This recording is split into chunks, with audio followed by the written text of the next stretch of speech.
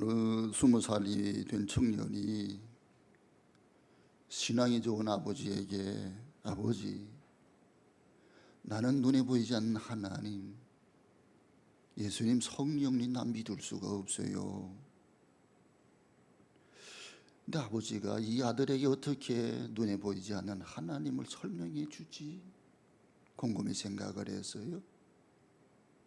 근데 마침 자기가 전기 기술자예요. 이 발전기를 가지고 설명을 하는 거예요. 아들아, 이리 와봐. 이 전기 발전기로 데리고 갔어요. 여기 전기 발전기지? 예. 이게 선으로 연결되어 있잖아. 발전기를 돌리면 뭐가 양산되는 거야? 예, 전기가 발생하지요. 전기 눈에 보이냐? 근데 저쪽에서는 빛이 나잖아. 열이 나잖아. 소리도 듣게 만들 수 있잖아. 전기 눈에 보이지 않지만 존재하지. 아들이 확 깨달으면서, 아, 그렇구나. 눈에 보이는 세계가 있고 보이지 않는 세계가 있구나. 눈에 보이는 세계는 작은 것이고 눈에 보이지 않는 세계는 더 큰 것을 깨닫게 되었다는 거예요. 여러분, 우리의 육신의 눈으로 볼 수 있는 건 제한적입니다. 너무 작은 바이러스, 세균도 보이지 않잖아요. 우리가 이 코로나19 바이러스가 눈에 보이면 그곳에 안 가면 되잖아요. 그 바이러스 있으면 퇴치하면 소멸시키면 되잖아요. 눈에 안 보이니까. 근데 보이지 않는 세계가 훨씬 큽니다. 믿음, 소망, 사랑도 눈에 보이지를 않아요. 하나님, 예수님, 성령님도 눈에 보이지를 않아요. 바닷속 깊은 것도 눈에 보이지를 않아요. 저 멀리 있는 것도 눈에 보이지 않아요. 자기 눈 위에 있는 것도 볼 수가 없어요.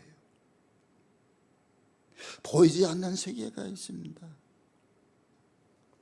오늘 대강절 넷째 주일의 세례 요한의 소리를 통해서 주의 음성을 확실하게 듣는 우리 모두가 되었으면 좋겠습니다.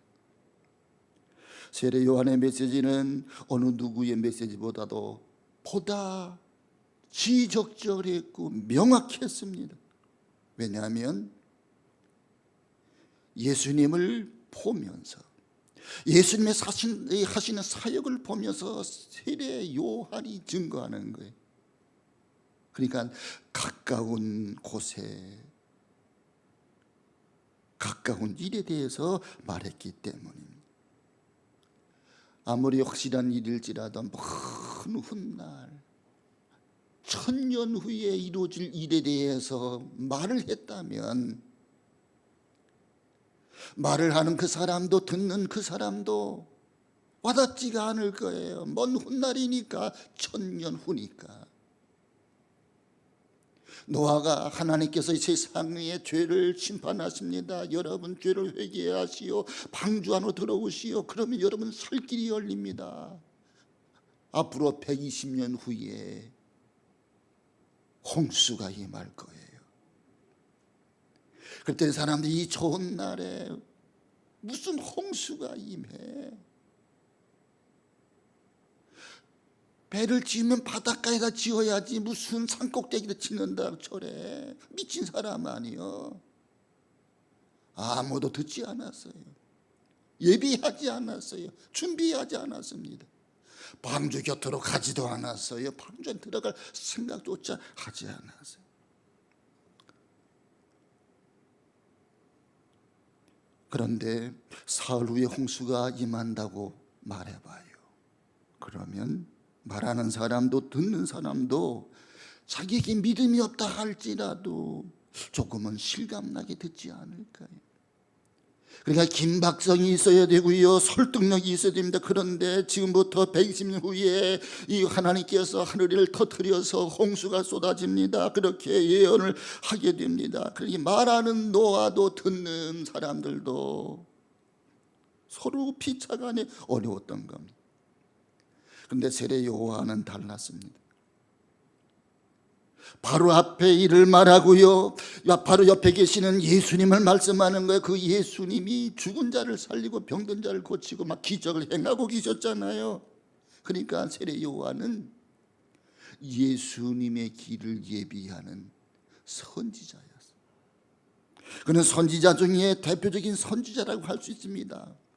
세례 요한이 활동하기 전 500년 동안은 선지자가 나타나지 않았어요. 말라기 선지자 이후에 세례 요한까지는요, 어떤 선지자도 활동하지 않았습니다. 그 시대를 다크에이지 암흑의 시기라고 그래. 영적으로 암울했습니다. 사람들이 하나님에 대해서 관심도 없었고 하늘 말씀을 드리려고 하지도 않았고 하늘 말씀 전해주는 선지자도 없었어요. 이때 세례 요한이 나타났습니다. 그리고 하나님의 말씀을 선포하기 시작하는 거예요.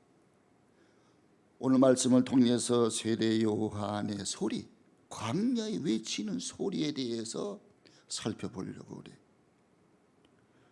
세례 요한의 중요한 메시지의 특징이 있어요. 첫째로 그는 추상적인 이론이나 그런 이야기를 말하지 않고요, 구체적인 것을 말했습니다. 구주가 여기 오셨다. 우리가 메시아를 대망하고 살지 않았더냐. 우리가 1500년 2000년 동안 메시아가 오실 것이다. 메시아가 우리를 구원하실 것이다. 그 메시아가 오셨다. 그를 맞이할 준비를 하자. 회개하라. 천국이 가까이 왔다. 도끼가 나무 뿌리에 놓였다. 찍어버릴 거다. 지금 하나님의 역사가 여기에 떨어지고 있다. 그러면서 실제 생활 속에서 실감나게 외쳤던 거예요. 두 번째, 세례 요한의 메시지의 특징은 자신과 메시지의 관계를 말하고 있는 거예요. 오늘 말씀 17절 우리 한번 같이 읽어보겠습니다. 17절 말씀. 율법은 모세로 말미암아 주어진 것이요 은혜와 진리는 예수 그리스도를 말미암아 온 것이라. 여기 은혜와 진리는 예수 그리스도를 말미암아 온 것이라. 예수는 진리다. 예수는 메시아다. 예수는 그리스도다. 그렇게 지금 증거하고 있잖아요. 자신은 그 예수, 그분이 진리인 것을, 그 메시지를 전하고 있는 거예요. 복음을 전할 때 진리는 이것이다. 이 길이 바른 길이다. 이렇게 아무리 말해도 진리를 전하는 자와 진리와의 관계가 없으면 호소력이 떨어지고 열매가 맺어지지 않는 거예요. 물론 들을 땐 그렇구나, 옳은 말이구나, 이렇게 머리로는 동의하지만 그 말씀을 따르지는 않습니다. 그런데 세례 요한의 설교가 자기 이론이 아니었어요. 그가 증언하는 것은 구약 성경 말씀을 가지고, 이사야 말씀을 가지고 진리를 선포하고 계시는 거예요. 말씀을 중심으로 설교하고 있는 겁니다. 진리를 중심으로 설교하고 있는 거예요. 여러분 회개하시오. 천국이 가까이 왔습니다. 중요한 것은 진리와 나와의 관계예요. 여러분, 내가 진리를 믿어야 됩니다. 내가 구원의 확신을 가져야 돼요. 예수는 길이요 진리요 생명입니다. 예수님 하나님이시고 우리를 구원하기 위해서 이 땅에 오신 하나님의 아들입니다. 참신이 참사람이 되셨습니다. 내가 믿어야 되는 거예요. 내가 믿고 진리를 내가 확신하고 그 진리를 내가 증언해야 나와 그리스도의 관계를 고백하는 것이 그리스도를 증거하는 사람들의 초점이 되는 거예요. 15절 말씀을 같이 읽겠습니다. 15절 말씀. 요한이 그에 대하여 증언해 외쳐 이르되 내가 전에 말하기를 내 뒤에 오신 이가 나보다 앞선 것은 나보다 먼저 계심이라 한 것이 이 사람을 가리킵니다. 지금 세례 요한은 자기와 예수님과의 관계, 자기가 전하는 예수님 그분의 메시지를 지금 증언하고 있는 거예요. 이 말씀은 다소 해석하기가 조금 어려운 말로 하고 있는 것 같아요. 근데 여러분 마음을 열고 들어보세요. 어느 면에서는 나보다 뒤에 오시는 자요. 근데 어느 면에서 나보다 앞서 계신 분이요. 이렇게 진리를 증거하고 있는 거예요. 예수님, 저분은 나보다 뒤에 오시는 자요. 그런데 나보다 앞서 계신 분이다. 먼저 내 뒤에 오시는 이걸 이렇게 이해를 하세요. 세례 요한은 예수님보다 6개월 먼저 태어났습니다. 세례 요한은 예수님보다 몇 년 전부터 복음을 전하고 있었어요. 그를 따르는 무리들이 광야에 세례 요한이 거기서 살고 있으니까 세례 요한은 탁월한 진리를 전하니까 그에게 몰려들기 시작을 했어요. 그는 욕심이 없는 사람이었어요. 권력자도 두려워하지 않았어요. 독사의 자식이라고 막 책망도 했어요. 그는 메뚜기를 먹으면서 석청을 먹으면서 이 가난하게 살면서 진리를 정의를 외치고 있었어요. 그 사람을 따르는 무리들이 있었습니다. SNF파가 생겨나게 되었습니다. 많은 사람들이 세례 요한을 추종합니다. 세례 요한의 말씀을 들으려고 광야로 나갔습니다. 세례 요한은 저들에게 하나님의 진리의 말씀을 외칩니다. 내 뒤에 오시는 분이 계십니다. 그런데 그분은 사실 나보다 먼저 계신 분입니다. 그분은 하나님이십니다. 그런데 이 땅에 말씀이 육신에 오신 하나님의 아들이십니다. 참 하나님이 참 사람이 되셨습니다. 나는 그의 일을 예비하는 선발대에 불과합니다. 나는 그분을 준비하고 예비된 주님의 종일 뿐입니다. 사실 세례 요한은 예수님보다 6개월 먼저 태어났잖아요. 나는 주의 길을 예비하는 자입니다. 나는 그분의 신발끈을 풀기도 감당할 수 없습니다. 나는 물로 세례를 주지만 그분은 성령으로 세례를 베푸십니다. 나는 망해야 되고 그분은 흥하여야 됩니다. 나는 그분의 길을 준비하는 종일 뿐입니다. 그러니까 자기 생일을 기점으로 나보다 늦게 태어나신 예수님, 자기가 먼저 사역을 시작했습니다. 하나님 말씀을 전파하기 시작을 했습니다. 예수님은 30살이 되어서 공생애를 시작하셨잖아요. 나보다 늦게 사역을 하셨지만 내 뒤에 오시는 그분은 나보다 앞선 분이에요. 태초부터 계신 분이에요. 말씀으로 계신 분이에요. 그분 하나님이세요. 우리를 구원하기 위해서 육신을 입고 이 땅에 오신 거예요. 지금 세례 요한이 그렇게 회개 메시지 진리의 말씀을 전할 때 이 말씀을 기록한 사람은 누굽니까? 사도 요한이에요. 그 사도 요한은 자기 이름을 빼요. 근데 세례 요한의 이름은 기록하는 거예요. 그래서 세례 요한이 외쳐 이르되 이러면서 이 말씀을 지금 기록하고 있는 거잖아요. 그분은 나보다 먼저 계신 분입니다. 이렇게 중요한 말을 하고 있는 거예요. 세상적으로 볼 때는 나보다 뒤에 있는 분이지만 본래적인 의미, 영적인 의미로 나보다 그가 먼저 계시다고 그리스도의 선제성을 말씀하잖아요. 예수님은 태초부터 계셨습니다. 말씀으로 계셨습니다. 그분은 창조자입니다. 그분은 하나님이세요. 우리를 구원하기 위하여 그분은 육신을 입고 이 땅에 오신 분이에요. 그분의 속성을 말씀하고 있어요. 예수 그리스도의 선제성은 요한복음의 주제 중에 하나예요. 우리 16절 말씀을 같이 읽겠습니다. 우리가 다 그의 충만한 데에서 받으리니 은혜 위에 은혜로라. 여기에 세례 요한이나 사도 요한이 본 예수는 은혜와 진리가 충만한 분으로 보신 거예요. 이 충만이란 말이 중요해요. 우리가 성령의 충만함을 입어야 됩니다. 지혜가 충만해 주셔야 됩니다. 충만이 중요해요. 충만한 사랑이 충만하면 그 사랑이 흘러넘쳐서 나를 통해 다른 사람들을 또 그리스도의 사랑으로 적시고 그 사람을 그리스도의 사랑으로 말씀으로 사랑으로 그분을 이끌어서 주님 앞으로 이끌어오는 거예요. 그 말씀으로 그분들을 양육해 그 사람 언제나 믿음의 사람으로 세워주는 거예요. 그게 충만이에요. 사도 바울도 골로새서 1장 19절에 하나님께서 모든 충만으로 예수 안에 거하게 하신다고 고백했어요.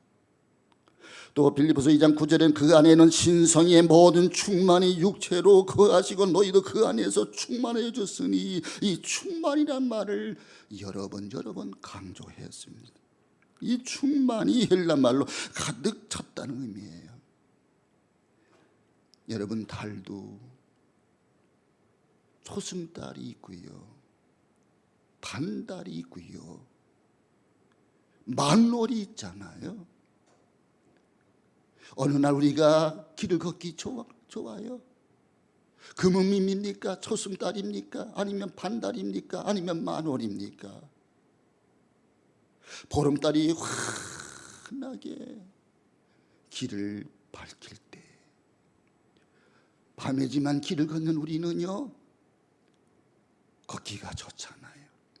여러분, 내 마음이 예수님의 은혜로, 예수님의 사랑으로 조금만 이렇게 빛이 들어온 것이 아니라, 초승달이 아니라 반달이 아니라 만월이 되어서 내 속에 주님의 사랑이, 그 은혜가, 그 능력이, 그의 권능이 내게 충만히 임해서 그 충만한 주의 은혜로, 사랑으로 주변 사람들을 적시고 품어주고 사랑하고 용서하고 이해하고 용납하는 우리 모두가 되었으면 좋겠습니다. 그리스도의 사랑이 충만해요. 예수 그리스도를 말미암아 우리에게 주신 계시는 완전하고 충분한 계시라는 거예요. 그리스도 이전에 선지자들 통해 주신 계시는 어디까지나 부분적이었고 예표적이었고 임시적인 것이었습니다. 솔로몬, 예레미야, 엘리야, 그 누가 말했어도 그 예언은 불완전한 것이었고 예수 그리스도만의 계시만이 충만한 것입니다.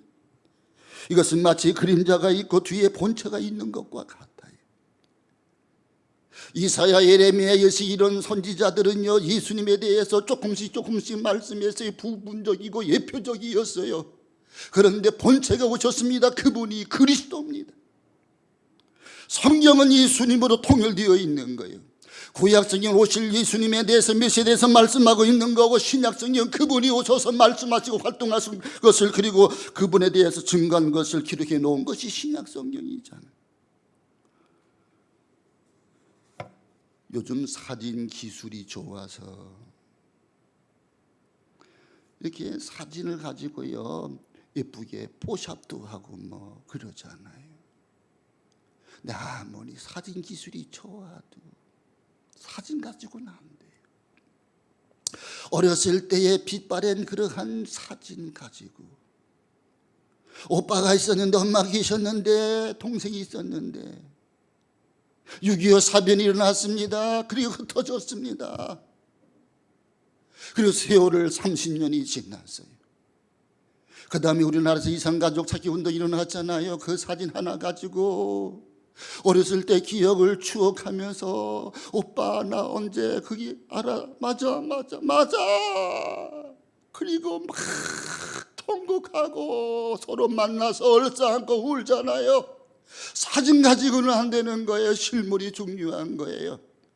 구약의 선지자들이 말씀하는, 부분적으로 보여주었던 그런 선지자들의 증언했던 그 말씀 가지고는 부족해요. 이건 모형적이고, 이건 임시적이고 예표적인 것에 불과하여 참으로 오신 실체의 그 예수 그리스도, 메시아 그리스도가 중요해요.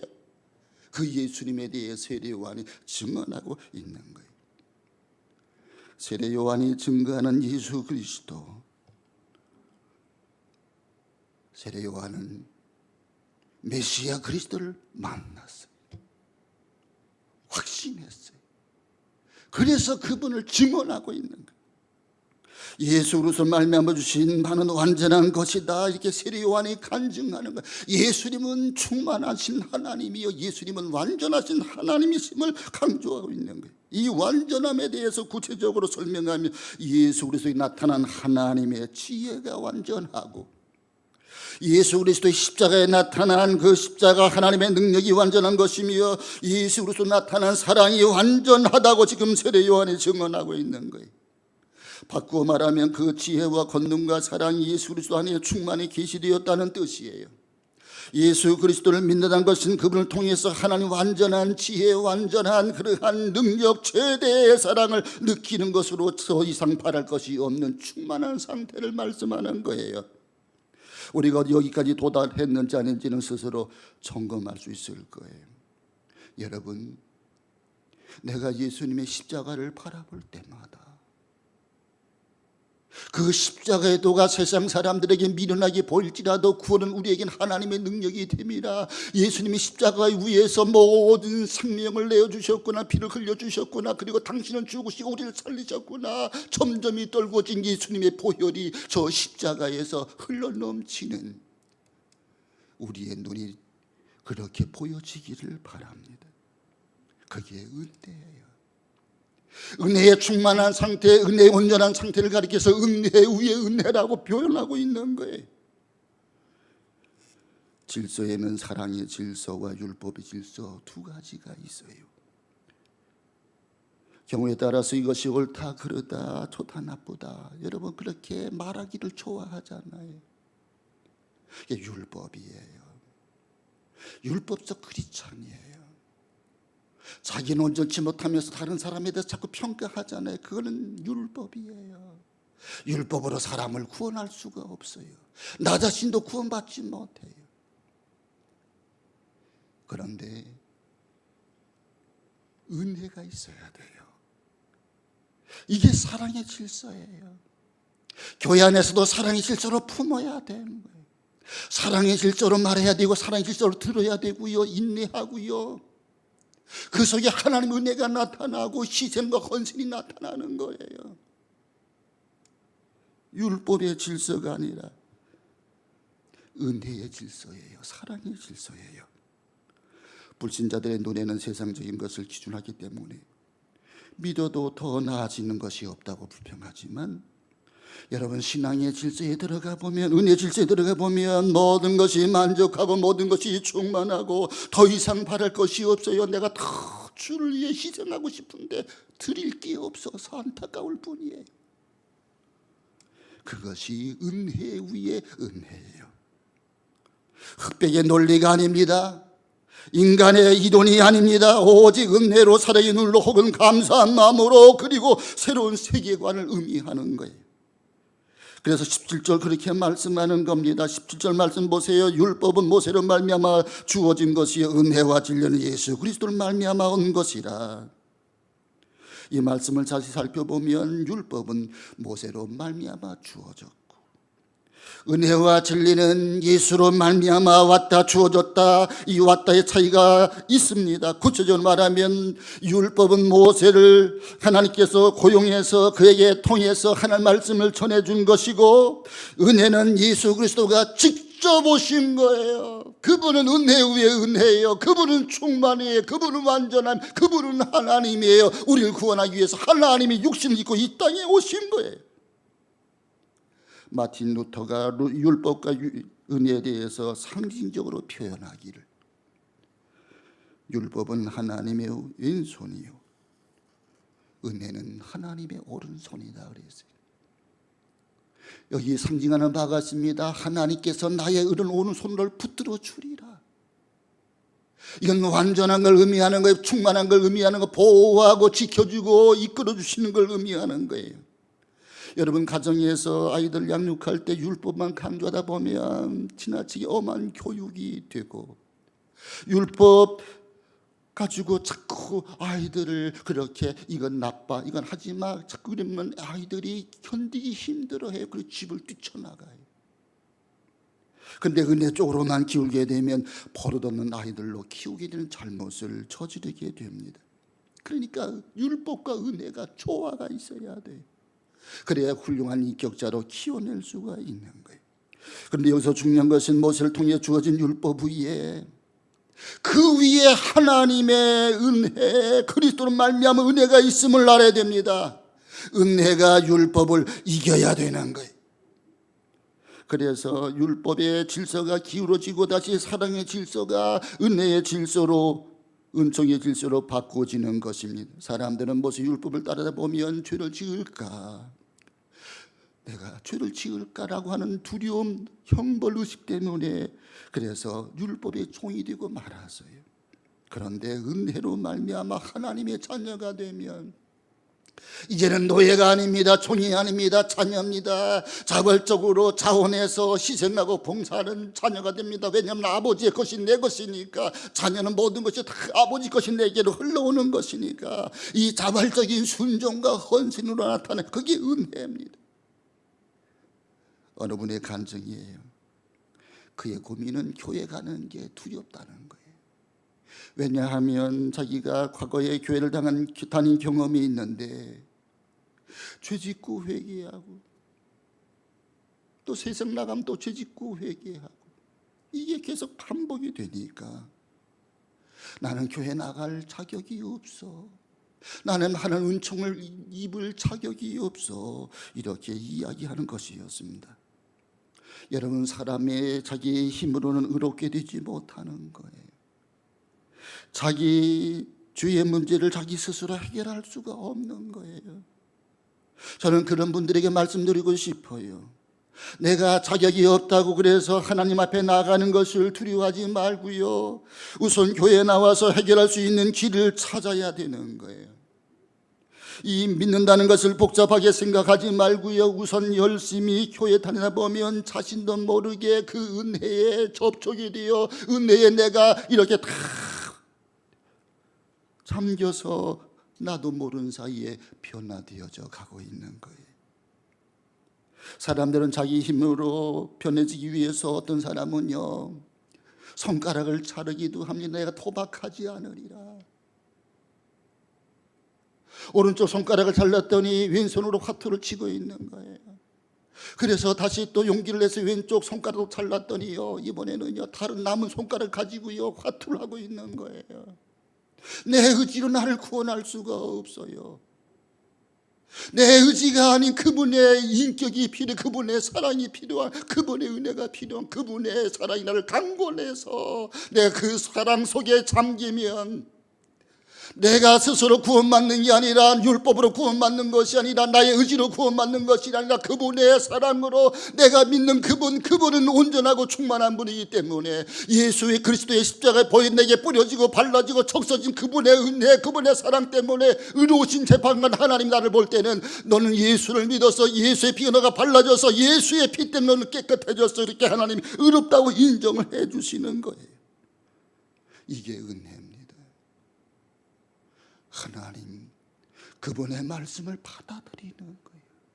영접하는 거예요. 신뢰하는 거예요. 그분에게 맡기는 거예요. 그게 믿음인 거예요. 율법의 종국은 사망이지만 은혜의 종국은 생명이에요. 여기 18절에서 사도 요한은 본문에 중요한 결론을 내리고 있습니다. 18절 말씀을 같이 읽겠습니다. 본래 하나님을 본 사람이 없으되 아버지 품속에 있는 독생하신 하나님이 나타나셨느니라. 이 말의 뜻은 여러분, 하나님을 눈에 본 사람은 없어요. 하나님이 영이시기 때문에 인간의 눈에는 보이지를 않아요. 그런데 예수님을 통해서, 독생하신 예수님을 통해서 하나님을 보는 거예요. 출애굽기 33장 20절에 보면 하나님께서 말씀하시기를 내가 내 얼굴을 보지 못하리라. 나를 보고 살 자가 없느니라. 너희들 나를 보는 날이면 죽는다. 이렇게 말씀해요. 육신을 입은 사람들은 하나님을 볼 수가 없어요. 신명기 4장 10절 보면 오직 하나님 음성을 들을 뿐 하나님 보지 못한다고 말씀하고 있습니다. 그런데 이제 그 하나님이 나타나셨어요.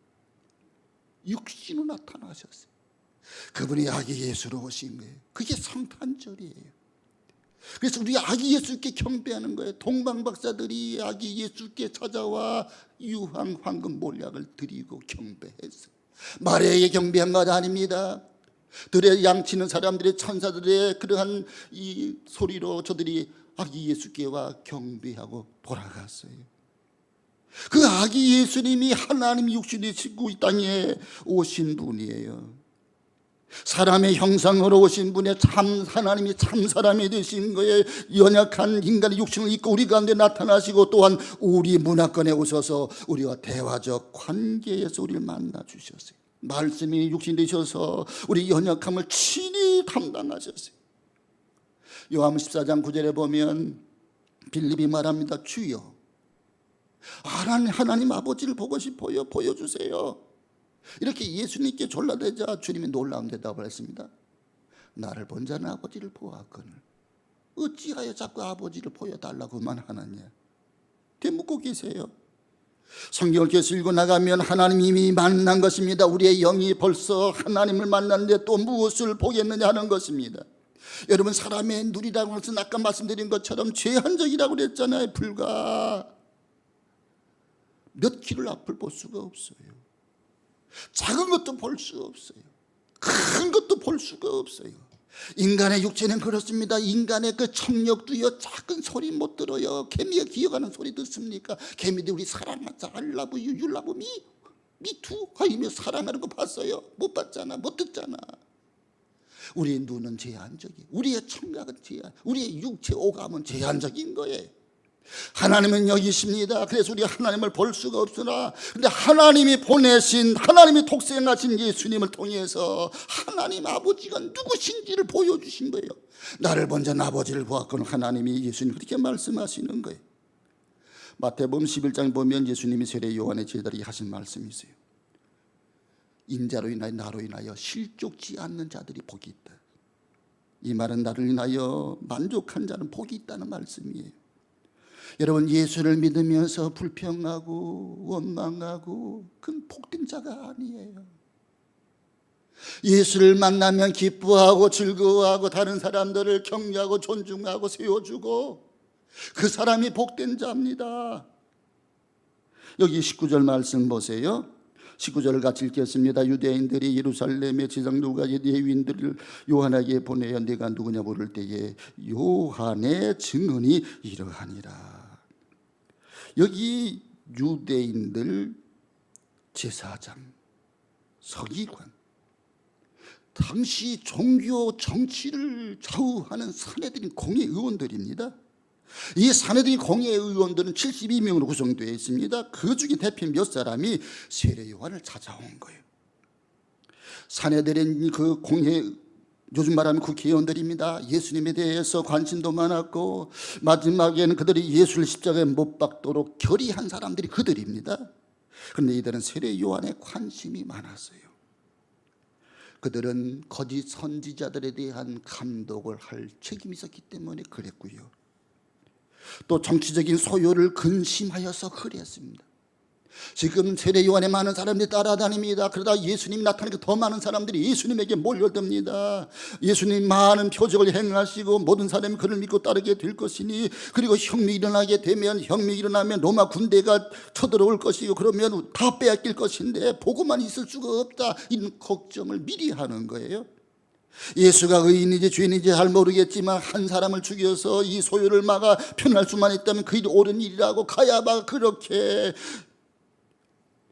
예수를 십자가에 못 박자고 안을 내잖아요. 가야바는 유식한 척하면 너희는 아무것도 모르는구나 한마디 하면서 이렇게 정치적인 소요를 일으키는 예수를 차라리 죽여서 그를 십자가에 못 박아서 이 모든 상황을 종결하자는 거예요. 이렇게 생각하는, 종교의 탈을 쓰고 있으나 그 속에 생명이 없고 그 속에 참 진리가 없고 은혜가 없는 사람들이 오늘날도 많이 있는 거예요. 셋째는 그들의 당연 의미로서 진짜 메시아를 기다리는 생각으로 세례 요한에게 묻게 된 겁니다.